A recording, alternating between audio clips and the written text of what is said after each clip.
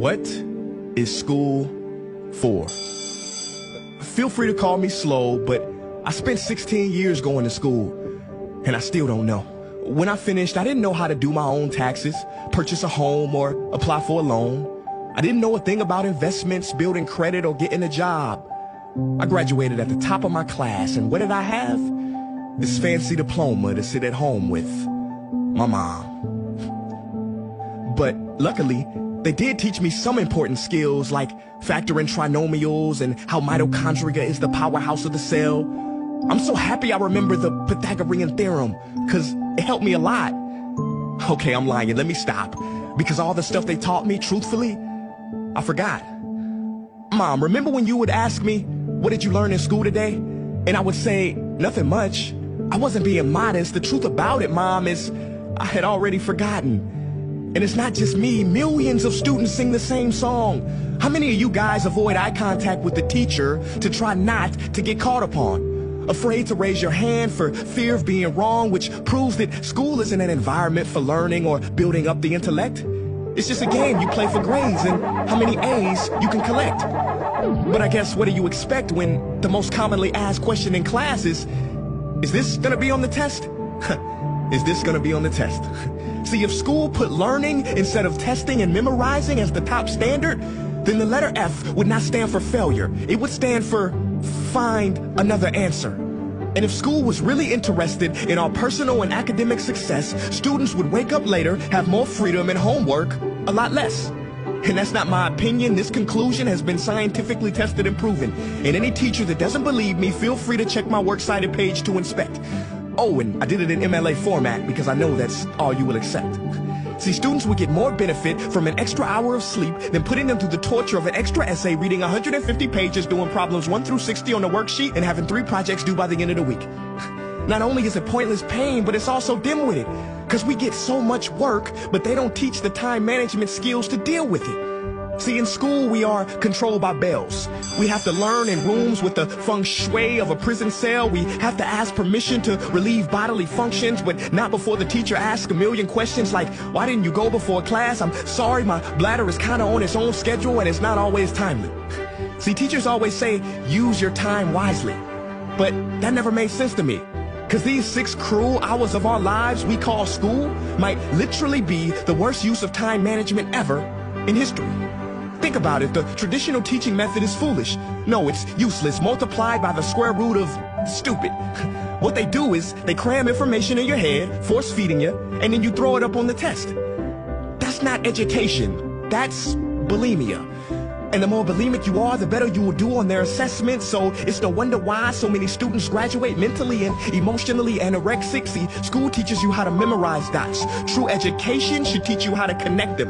True education teaches you how to catch a fish. School teaches you, yeah, you caught the fish, but you didn't show your work, so it doesn't count. Throw it back.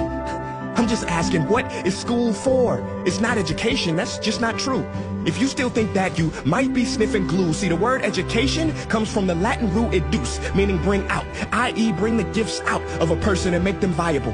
But school doesn't bring out much, it just stuffs more facts inside of you. Now some of that stuff is justifiable. We need reading, writing, and some arithmetic, that's fair. But are you telling me metamorphic and igneous rocks are more important than self-care? If suicide is the 3rd leading cause of death of ages 10 to 24, and Harvard studies suggest the biggest predictor for success is self-control and emotional health, then why the heck aren't we taught how to handle stress, bullies, or rejection? How about anxiety or depression? You know, skills we need for our entire lives. Bro, I don't even know how to cook. I'm honestly surprised I'm still alive. But hey, at least I can name all the battles that happened in the Civil War. Seriously, what is school for? Some say you need it to be successful, and that's something we do not doubt.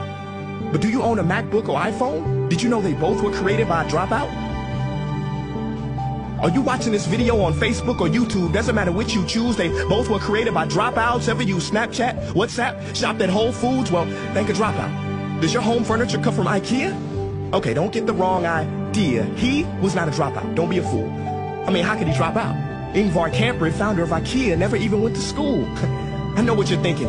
He's just picking and choosing. There's millions who didn't go to school that aren't successful. Who is he fooling? And you're right. But open your history books and start perusing. you'll find the very people we idolize in school never really had formal and/or secondary schooling.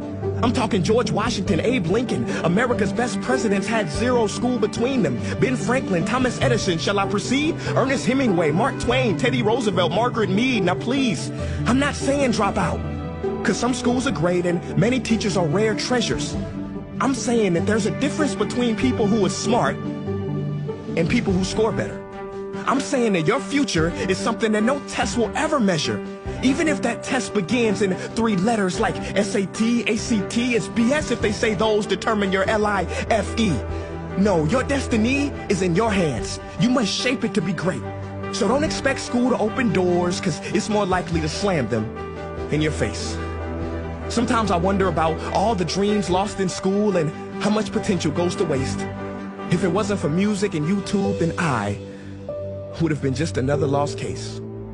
School doesn't have any homework, tests, or classes. At the Agora School in the Netherlands, life is super easy. Initially, everyone gets to customize their desk, and these guys use the car. At Agora, students are allowed to use their phones and laptops whenever they want. A regular day at Agora goes something like this. First, students start brainstorming with their friends to find out what they should do that day. After that, it's project time, which can be in any of their major facilities, including woodshop. Then, after lunch, there's this period called quiet time, where students are encouraged to meditate and sleep in these little pods. But the absolute best part of this school is the students get to decide when they start and when they go home.